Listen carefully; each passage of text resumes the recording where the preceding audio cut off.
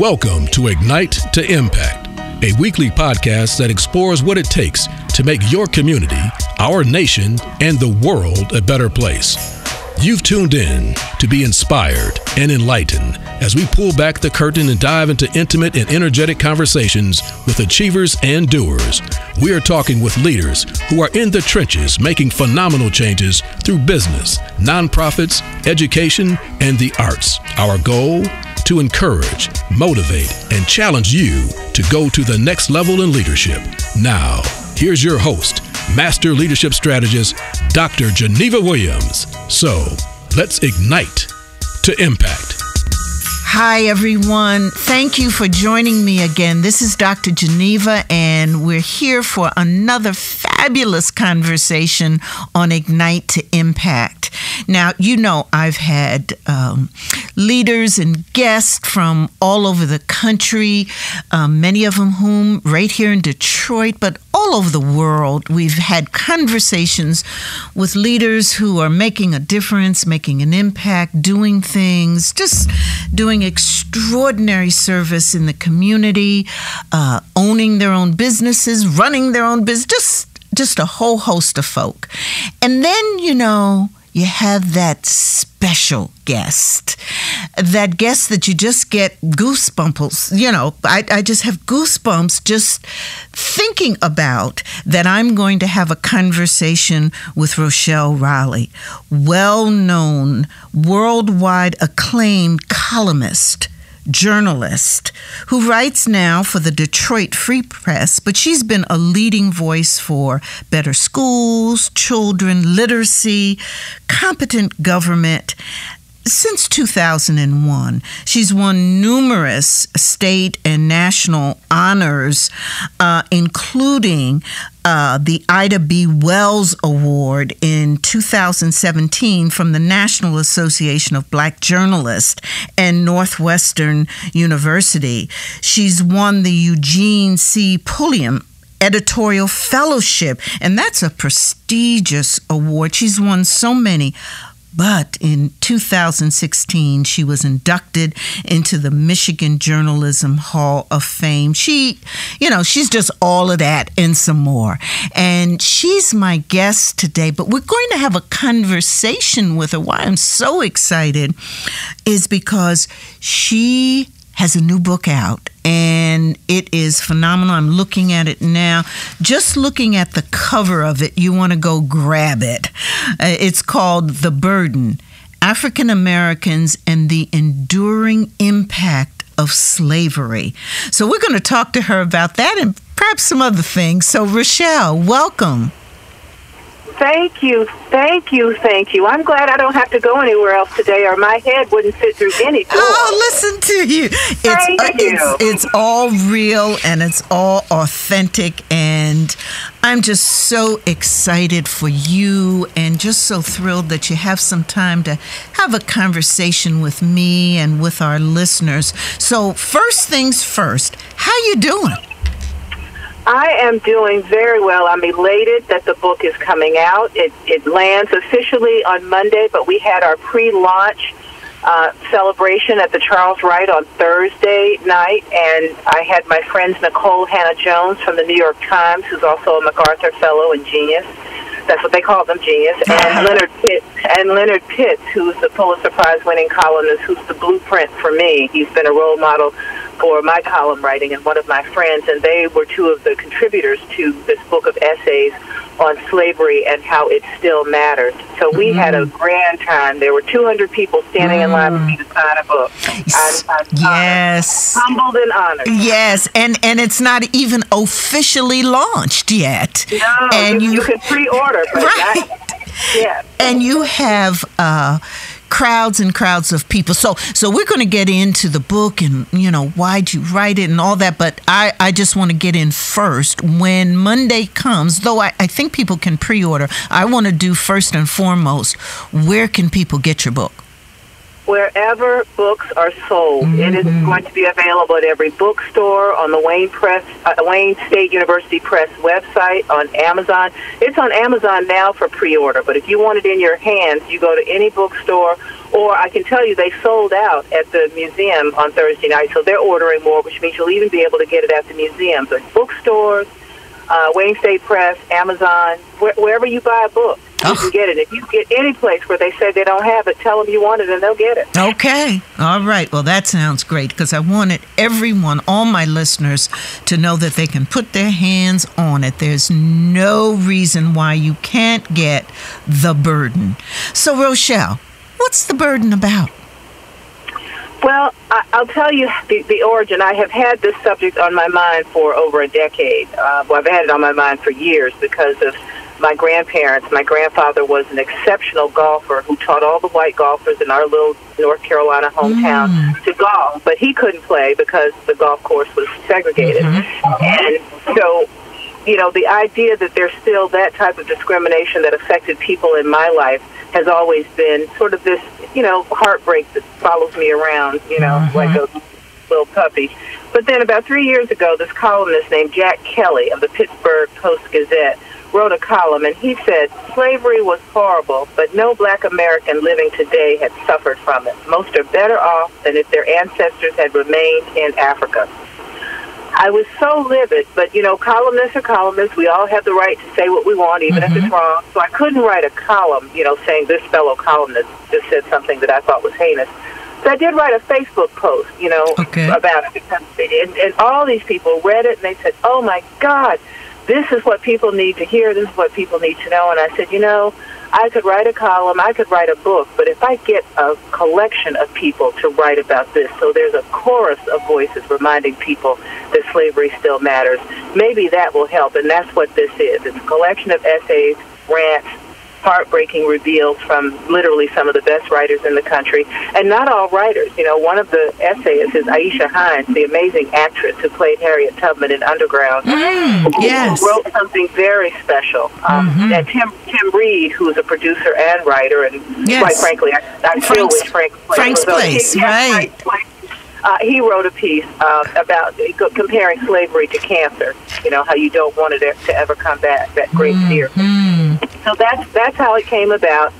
And I pulled those essays together, wrote my own essay. Nicole Hannah-Jones from the New York Times wrote the foreword, and Wayne State University Press said, oh, yes, we want it. And I thought, why don't I use a publisher right here at home, right here in Detroit? Yes. Fantastic. So what's your favorite essay? You know, this little girl Thursday night at the pre-launch came to the mic. She appeared to be about 9 years old, gorgeous. And she said, what's your favorite thing in the book? And I told her, and I didn't plan this in advance, didn't know she was going to ask, but I said the content. I said the content. Because every time I looked at that list of people who said yes and had powerful things to say, it honored me that they participated. So, you know, as I look through all of the different ones, every single one is amazing. But the reason I really like Aisha Hines' essay so much is when I asked her about writing it, she said, well, I know what I want to write. I'm not a writer, though. I just have to figure out how to say it.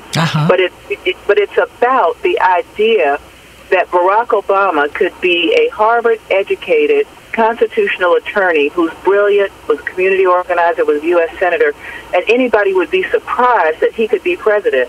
Of course he could be president. His credentials would make him the ideal candidate for president. And why do we not see ourselves as the best of everything? And it's because of that lingering self-doubt that came about because of an institution that for centuries made sure that we weren't. And every time I think about, we shouldn't have been surprised that Barack Obama was president. We shouldn't be surprised that they changed the Constitution for him to come back. We have to stop looking at our best and brightest like there's something exotic or unusual or strange about them. We have so many amazing people who are capable of amazing things that we have to recognize that and not be surprised by it. So she said, so I think I could write that. I said, oh, please do. Yes. So that's one of my favorites. And so this seems like a almost like a life-fulfilling dream journey you just knew you had to be on. Is that true? It's what it seems like. It seems like there's a passion, mission kind of feeling and drive involved in you writing, you pulling together the burden? Well, I can tell you that I live my passion every day. I wanted to be a writer since I was 8 years old. So the fact that I am doing what I wanted to do and doing it in journalism the way I wanted to do, and now writing books, all of these things were things that I prayed for. Like, that's what I want to do and be. Wow. I'm living my dream. And I keep encouraging young people, please do not limit yourself, shackle yourself to 40 years of doing something you don't like. Find what you like and find a way to get paid doing it.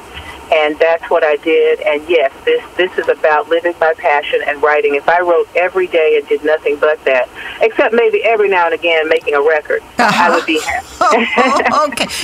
A singing record? Oh yes, I'm going to record a song because do you I'm now. Oh yes. Oh, how wonderful. No, I'm not going to sing now. No, you know I was going to ask that now. Did I get ahead of you, just so you know? No, but I have sung in church choirs since I was a child. Oh, my but goodness. Because my passion and my strength was in words, I focused on the writing and didn't do much with singing. But I've now hit my stride in this second life ahead. The sign says second life ahead coming up, and that's where right. I am. Everything I want to do, I'm doing. Oh, my goodness, that is wonderful. So where did the love for words come from? My mother was an English teacher. My father was a chemistry professor. And our home was a home of books and language. So we had not only encyclopedias, but we had, it was a small library, but it was a library. There was a bookshelf in the living room, and I lived in a house where there were books always on that shelf. And I worked in the library when I was in high school, after school every day. So I read a book every week. And the best books were the ones I said, man, I want to do something like that. I spent maybe 10 years saying, I want to write To Kill a Mockingbird. Well, of course, To Kill a Mockingbird had already been written, but I want to do my version of To Kill a Mockingbird. So since I was a child, from my mom. And then, Rochelle, so then as a child, you got this love of words and books early on, and that carried you through your career. And then, I know you've done so much incredible work with literacy and working with children and adults. Do I remember that right? In the community? Absolutely. Yeah. Yes, for 16 years. Yes. And there are two reasons. One, and it's been focused mostly on adult literacy in the past, because parents who can't read can't help their children. And our children in Detroit need to make sure that they have people around them who are pushing them and helping them and getting them to a point where we're not assuming that they need remedial help or assuming that they're not as educated as someone else. Because number one, it's not always true. And number two, it shouldn't be true of any child. So that was one reason. But the other reason is I'm a journalist. I'm a writer. That's my bread and butter. If I don't have people reading, I don't have an audience. I don't have somebody to either read the paper or read my books. I want people reading all the time. But for children in particular, I want them to get the joy from reading that I did, where I knew about places years before I'd ever be able to go there because I read about it in a book. Yes. I was reading some of your your stories, some of the things. I'm always reading your columns, but I noticed that newspaper executive Bob Magruder had called you a, quote, surrogate mom to hundreds of high school and college students, particularly future journalists around the country, end quote. Oh. Yeah, that's what he said about you. And tell us about that. What do you, how do you see yourself as a role model for young people?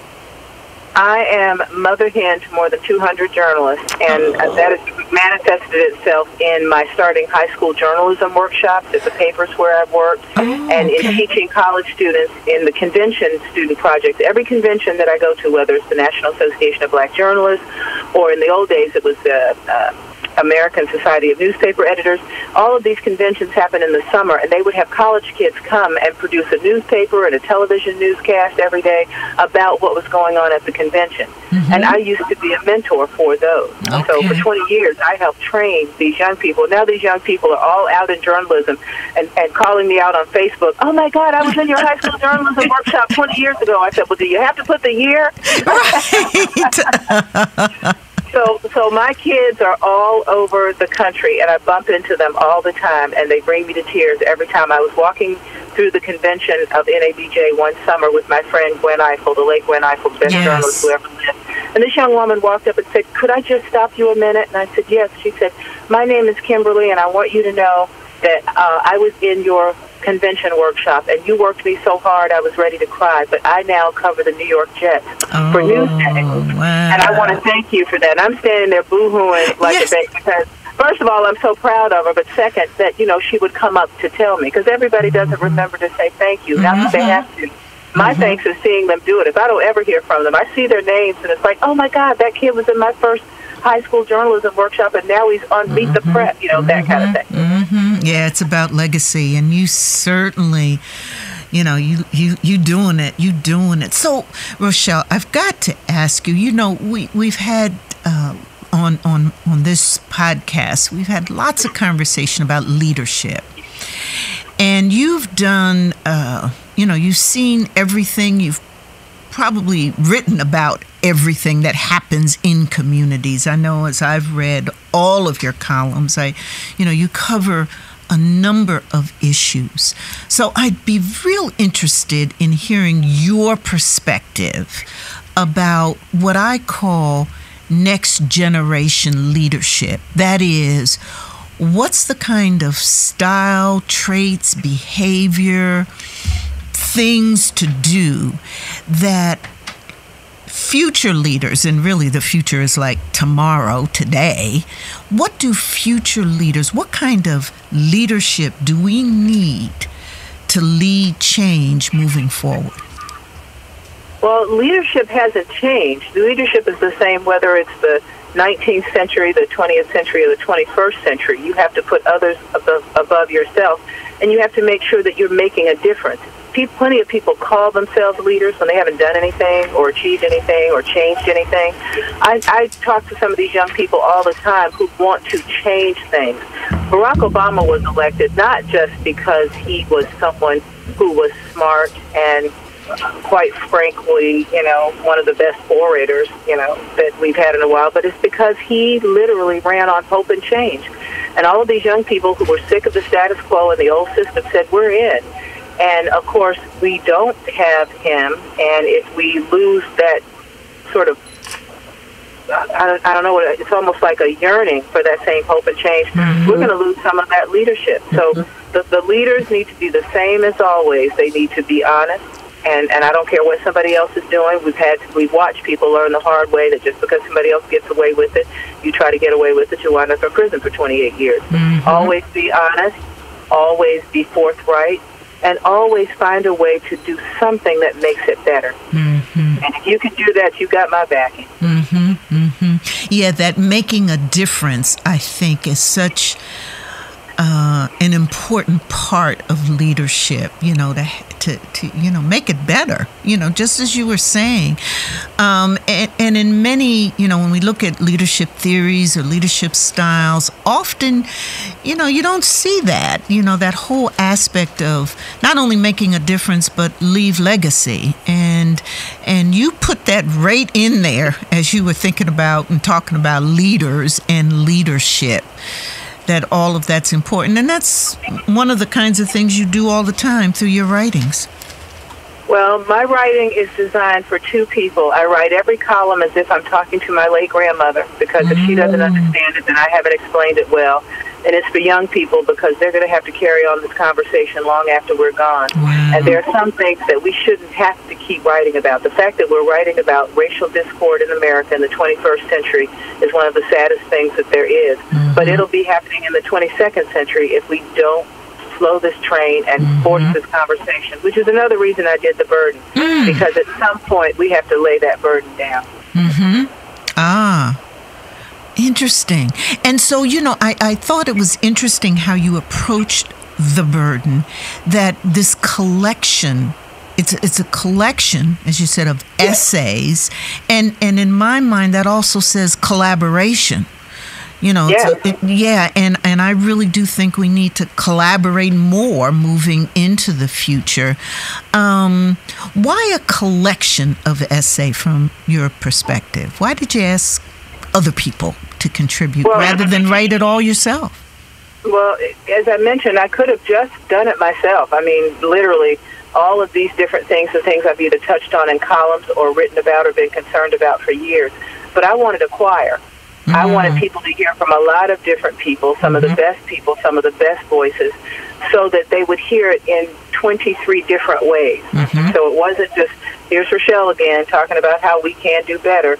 It was, and here was the interesting thing. All I did was give people the theme. I did not tell anybody what to write, and all 23 essays came in on different topics about how slavery impacts us still. Wow. It just listening to you. Well, I'm sure my listeners will run out, and if they already haven't, get this book. Just you describing it just makes folk just want to go do it. So what's next, I Rochelle? sure hope so. What's next for you? What's the future? Well, I'm going to answer that question because I know that means you're wrapping up. That's your last question. But can I share just a paragraph on the burden? Absolutely. Would you please? This is from my essay, which is one of the 23. Okay, now wait a minute. I got the book right here. So your essay is my essay is the first one, and it's called The Burden.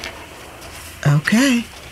I see it. The burden. You want to read it. Okay. That is what being enslaved did to a people. There are thousands and thousands of examples in written history that detail the physical brutality of slavery. But what America must pay more attention to is the emotional brutality that boils down to a single post-slavery word that has been as much a part of our living history as our flag. Permission. Permission to speak. Permission to vote. Permission to work in jobs that allow us to use all of our talents. Permission to drink from community water fountains. Permission to dine at public lunch counters. Permission to sit anywhere on public buses that our tax dollars fund. Permission to provide our children with educations equal to those of their white peers. Permission to embrace the freedom the Emancipation Proclamation lied about. Permission to run for the presidency of the United States of America. We African Americans in the United States have spent a century and a half seeking permission, hiding our lights under bushels, accepting less than we deserve, because we've been trained to believe we don't deserve more. It is time to put that burden down. Oh, my goodness. That's what I want people talking about. So, yes, I hope every single person everywhere, of every color, of every religion, of every stripe, if you care about America and you want to understand a way for us to all literally finally move away from this, you don't move away from it by pretending it didn't happen. You can't heal a scar that you pretend wasn't a wound. You have to have the conversation. And if we can finally have the conversation, we can finally actually become a little more united. So I hope everyone will get it. I've had friends who are buying copies to put into libraries. I've had friends who have bought them for students. I'm very excited.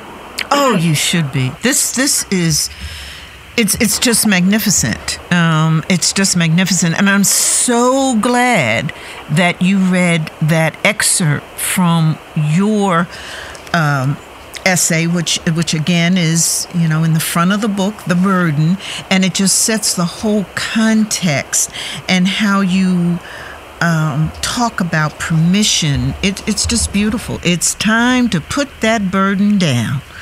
Okay. Thank you. So, are you ready now to answer my question about what's next? Because I know there's fabulous things next. I know that. You just keep piling it up, Rochelle. You know that. Life is short, so what are you waiting for? Hey, I love it. I'm already working on my next 2 book projects simultaneously, and I'm working on the project that the Pulliam Grant funded, and that was to study the effect of violence and toxic environments on how children learn. I've been saying for longer than I've been fighting for literacy, for about 20 years, I've been trying to convince people that you are not providing equal education for children if you are allowing some children to start at a place that's less than or farther behind other children. Children in urban schools who come from environments where they're not as prepared, they don't have books, their parents might be working 2 jobs or in some cases don't care, and you bring them into a classroom and you pretend like they and the child sitting next to them who has had camp and a library at home and both parents don't work because they're not in the same place. That means those children have to be put in the same place to start the race. And I think that children in urban schools need to be funded at a higher level, and children who need the extra care because of the environment they're in need to make sure that that is provided so that everybody is starting the race on the same starting line. And where they finish after that is up to them. So I'll be working on that Pulliam project while doing my books, while cutting that record.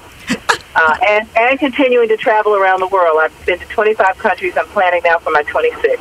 Oh my goodness! So you just got a full next chapter, and then the chapter after that, and the chapter after that. That is wonderful, and I'm really looking forward to that next book, because I think that the conversations about where our children are, how they can become all the best that they can be if their education is not equitable, is not equal.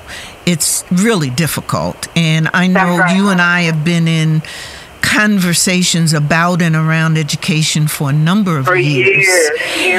And I'm so glad that you're going to write about it again. I mean, you have a track record about writing about these issues, particularly education. But my sense is, if it's anything like The Burden, your book that is just coming out, it's just deep. It's just deep. And you. I was talking with a friend of mine who really talked a lot about distinctions and how important it is to ask the question, well, what's different about this? Because there's so much going on these days, it's hard to decipher, what's important, what matters, and to even keep up with anything, so that people who are able to have us understand distinctions and what's different, and what we set the context for what it is we really should be focusing on, are the true leaders. They're the true geniuses. And you've always been able to do that, I believe, through your columns.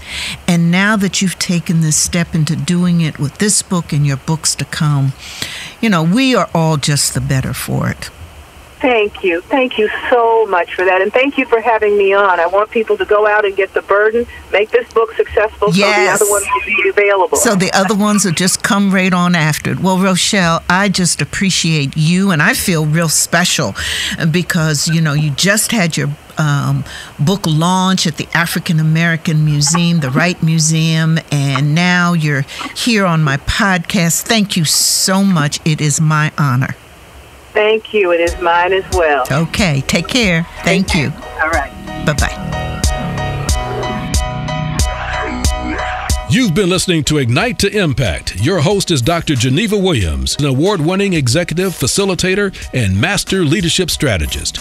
Dr. Geneva is dedicated to inspiring others to get their leadership on and equipping the next generation with leadership tools and tips to help make the world a better place.